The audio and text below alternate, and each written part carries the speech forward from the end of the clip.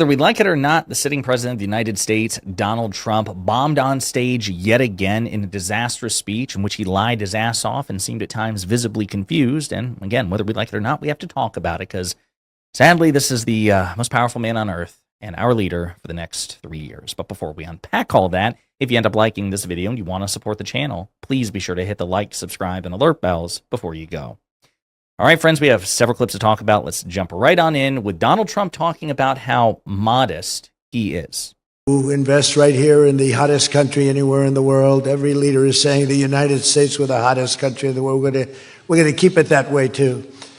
But this has been, according to those that seem to say it, and I will say it, I would never say a thing like that because I want to be very modest. I always want to be modest as I can. They say this has been the best 9 months that any president has ever had. You see, even other people are laughing at him like, oh my God, really? I try to be modest, but it's the best 9 months. By what possible metric could you say that? How could you possibly credibly say that when Donald Trump is the most unpopular president in the history of American presidential polling, single-handedly tanking the economy with his disastrous tariff policy, with an affordability crisis that is skyrocketing from the Biden administration, or compared to the Biden administration, I should say, which was bad enough. And yet, these are the superlatives that Donald Trump voiced upon himself. He comes back to this later, by the way, to compare himself to the two greatest U.S. presidents in our history. That is in addition to the $600 billion investment in the United States that Saudi Arabia announced during my unforgettable visit there last spring. Well, I said, could you try and get that up to $1 trillion? And yesterday, the Crown Prince announced that the number that is an. So I'm going to hold my thought on this because in the next clip, he continues to mention the $1 trillion, right? And then I'll give you my assessment. Some of the great business leaders and some of the great people, friends of mine from your country, and beautiful picture. And while we were taking the picture, I said, could you make it 1.5 trillion? So he's got something to think about. I don't know. The GDP of Saudi Arabia is $1 trillion.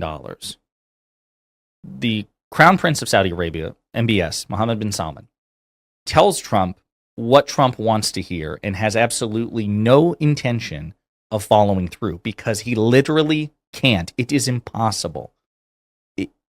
He doesn't have the money. It's not like he has the money and would just simply stiff Trump, which is also really likely. In this case, they don't have the money to do that. Their GDP is $1 trillion. They don't have $1.5 trillion to invest. They probably didn't have the $600 billion because that would be half their annual GDP. But MBS tells Trump what he wants to hear, and Trump is too stupid to understand he's getting played. But reporters confronted MBS about this. Economists are saying this is not possible. But Trump doesn't care because somebody said it on camera, and he's going to try to use it to bolster his popularity and approval ratings. I don't think it's going to work. Become a very wealthy country. We have a couple of little things. We're waiting for a decision. We hope that's going to be good, but if it's not, we'll do. We always find ways, we find ways, but we've done things that nobody thought were possible, and we're taking in trillions and trillions of dollars. Tariffs have been, frankly, the best things that's ever happened to our country. They've always been used against us, and we never had people that were smart enough to use them. Tariffs are causing or triggering and exacerbating an affordability crisis. It's triggering the reversal of the downward inflation. Like inflation was trending downward under the Biden administration, and Trump has single-handedly reversed that with his tariffs. It's contributing to people paying more at the grocery store and at other places. And it's probably the single biggest reason that Trump's economic polling is in the toilet. And here he is delusionally saying it's the best thing ever happened to this country. What the hell are you talking about? But if you have good instincts, it's all based on instincts. I see they want to hire 3,000 economists, 3,000, to report to the Fed chairman. What are they going to do? Take all this information? 3,000 economists. That's why they're spending $4 billion on renovating a building. So this is a beautiful insight into Donald Trump's thinking, where he doesn't look at the economic literature. He doesn't look at what the consensus is. He doesn't consult actual experts. Instincts. Donald Trump has gone through how many bankruptcies? How many high-profile bankruptcies and businesses has he destroyed? Trump has enriched himself primarily through, his inheritance from his father, Although most economists said if he just put it in, just like a stable investment fund and left it alone, and never touched it, he would have been richer as a consequence of it. And then besides that, it's marketing himself as this, genius billionaire on NBC for The Apprentice. But then most importantly, he's grifting off the presidency. This idea that Donald Trump is this genius businessman is simply not true. But he's just giving it right there. He's like, the country's fiscal policy will be shaped by how I feel about things. Instinct. Not good. Not good. We need actual experts. I used to view it as it's great, great, great. The stock goes up. I view it, everything as jobs now because I don't care. I care about jobs. And we have more jobs. It was just announced. We have more jobs right now than we've ever had in the history of our country. Those are big numbers. It's like. What the hell does that mean? More jobs available? More jobs occupied? We don't even have BLS, Bureau of Labor Statistics reports data, in large part because Donald Trump fired the BLS commissioner. There's also, he apparently the Trump administration says that they're not even going to release data for October, saying it's the government shutdown's fault. But from outside firms like ADP and others, the reports indicate, Goldman Sachs did an analysis that we lost 50,000 jobs, 50,000. We lost 50,000 jobs on Trump's watch in October. Not gained jobs, lost jobs, a net deficit. By the way, not the first time, because we have been hemorrhaging jobs on Donald Trump's watch, unlike the Biden administration. So when Trump talks about all I care about is jobs, you have a funny way of showing it. The first term, we built the greatest economy in the history of the world, and now we're do it again. But this is really bigger and better and stronger. The first term, we had what was considered the best economy that any president has ever had.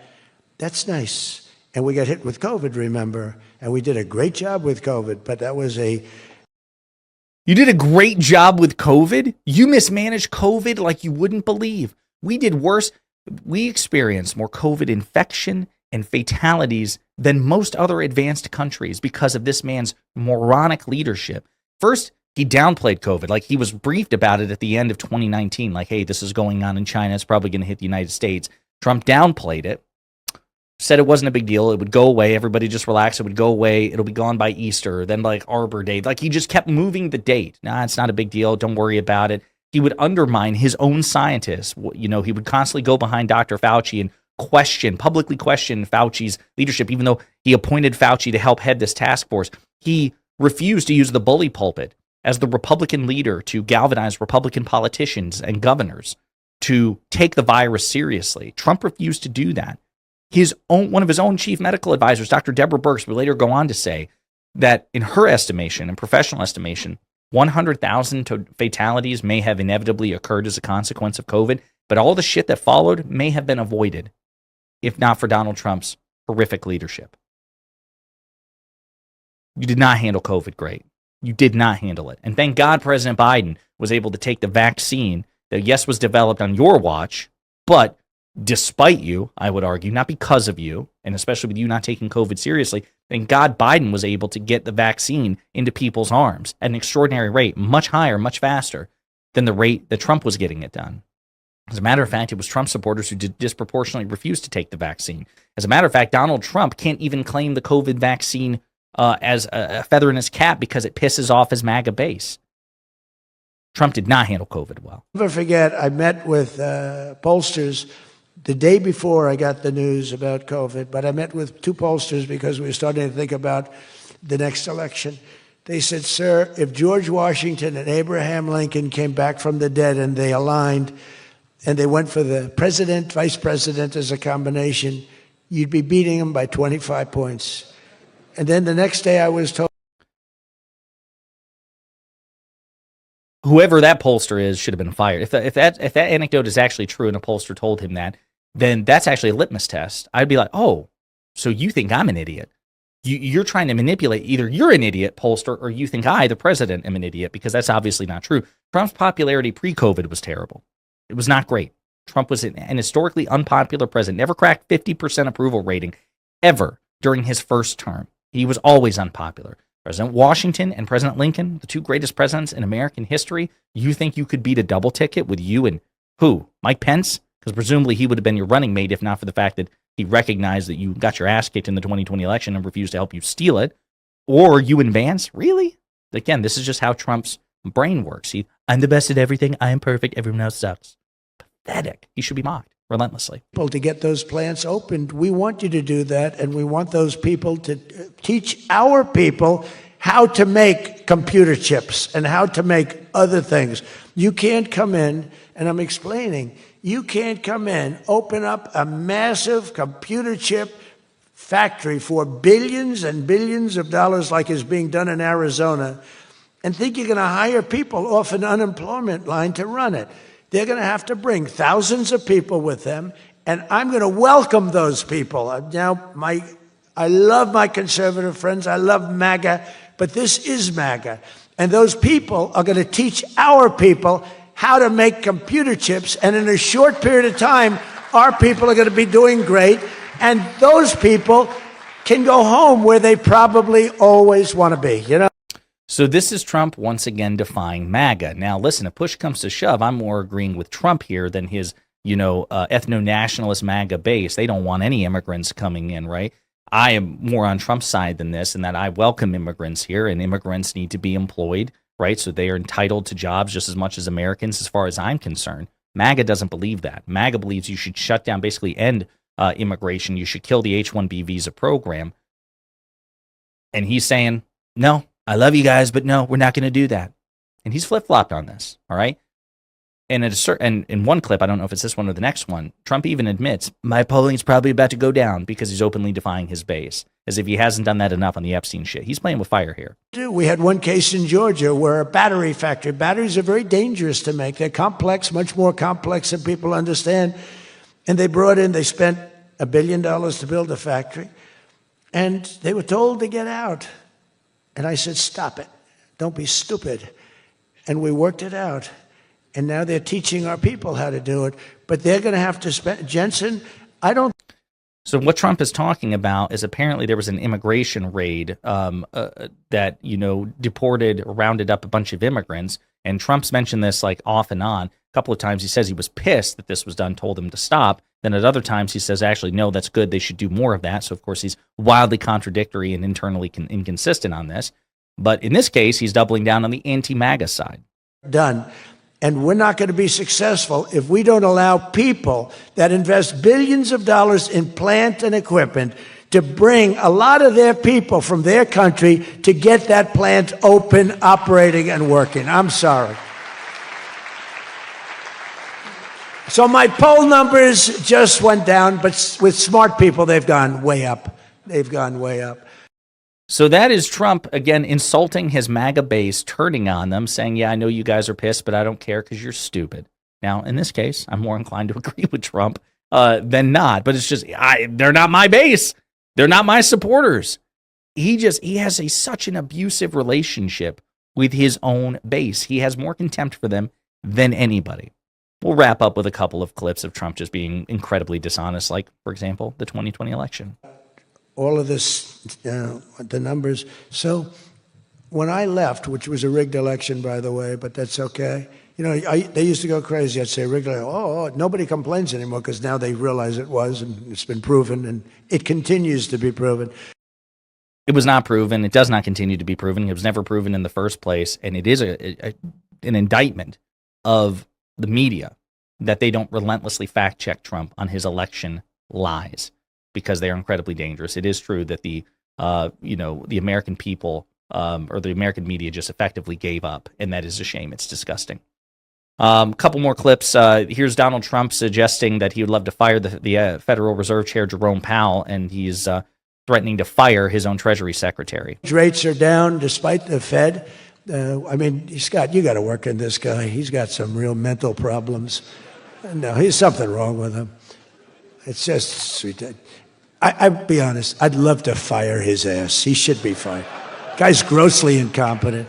And he should be sued for spending $4 billion to build a little building. I'm building a ballroom that's going to cost a tiny fraction of that, and it's bigger than the whole thing put together. You got to work on him, Scott. The only thing Scott's blowing it on is the Fed. Because the Fed, the rates are too high, Scott. And if you don't get it fixed fast, I'm going to fire your ass, okay? Is he joking? Is he not? I don't know. You never know with Trump, but he is still very pissed off at Federal Reserve Chair Jerome Powell. And we'll close on this particular clip. By the way, just him threatening and insisting that he wants to fire the Fed chair, again, not good. That tends to scare the markets because they don't want a politicized Federal Reserve, but there's a very real risk that they're going to get just that.